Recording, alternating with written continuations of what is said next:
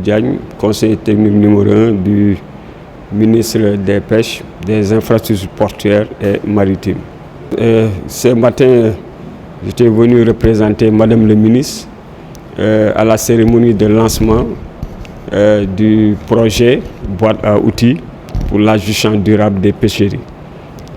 C'est un projet qui est piloté par EJF et c'est un projet qui regroupe 15 pays du Sud.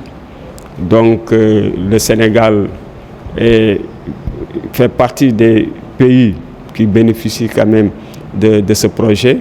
Il y a des pays d'Asie et il y a des pays aussi d'Amérique du Sud. Mais aujourd'hui, le projet a fait l'honneur au Sénégal de venir lancer pour la première fois ces programmes au niveau du Sénégal.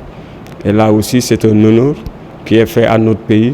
Et Madame le ministre remercie et félicite les organisateurs et aussi les responsables de ce projet.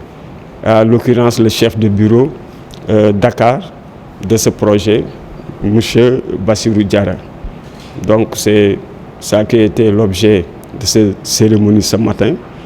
Et donc je vais profiter pour dire que ce projet, c'est un projet d'avenir.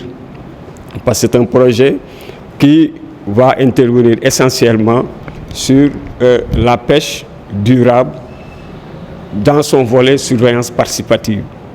De telle enseigne que l'ensemble des acteurs seront conviés aux efforts participatifs pour une bonne prise en charge, la gestion durable des ressources et aussi la surveillance de nos eaux. Comme vous savez aujourd'hui, le secteur de la pêche fait l'objet de beaucoup de convoitises et l'objet aussi de beaucoup de pratiques qui sont qualifiées pratiques illégales, illicites.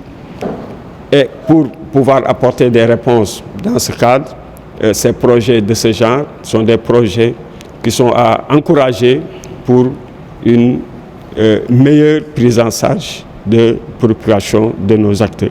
Bon, c'est un concept qui va intégrer l'ensemble des interventions dans une approche participative en faisant la promotion de la cogestion et aussi en permettant aux différents acteurs de pouvoir participer de façon dynamique dans le processus de gestion et de surveillance des pêches.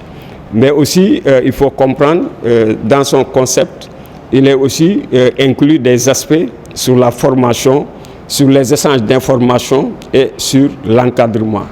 Donc, c'est un concept vraiment qui est à apprécier parce que, au-delà même des acteurs étatiques, il fait l'approche participative, donc une démarche inclusive de l'ensemble des acteurs pour une bonne prise en charge des préoccupations en matière de gestion durable.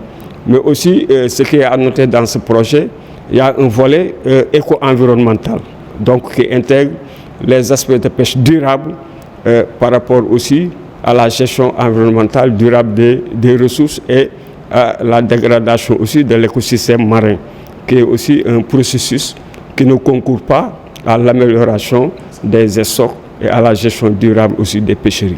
Enfin, parce que c'est un projet qui est financé par fonds de l'Union européenne. Donc, cela montre que l'Union européenne aussi est soucieuse quand même des difficultés que rencontrent quand même les acteurs de la pêche, que rencontrent aussi souvent les autorités pour mieux gérer l'aspect de surveillance des pêches. Donc l'Union européenne, de par cette approche, vraiment a permis au projet, à l'ONG, EFJ, vraiment d'avoir des financements pour pouvoir quand même véhiculer, pour pouvoir aussi développer, dérouler un programme qui est un programme aussi qui est à la fois ambitieux et pertinent. Ça aussi, il faut le noter. Donc l'Union européenne, dans ce sens, nous devons aussi la remercier et puis aussi l'inviter à plus de collaboration et de coopération dans ce cadre. C'est Bassirou Diarra, je suis chargé de plaidoyer des océans et gestionnaire du bureau IJF, Environmental Justice Foundation au Sénégal. L'atelier est un atelier de lancement d'un projet global qu'on appelle Global Toolkit.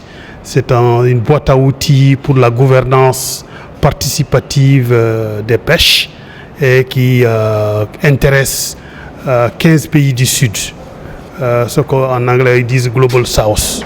Donc le Sénégal et le Cameroun sont intéressés et les autorités ont jugé nécessaire de faire le lancement de cet ambitieux projet qui, sur financement Union européenne, plus de 3 millions d'euros. On ne connaît même pas encore le budget, mais il y a 3 millions d'euros qui est déjà mobilisé, mais ça veut dire qu'on aura plus.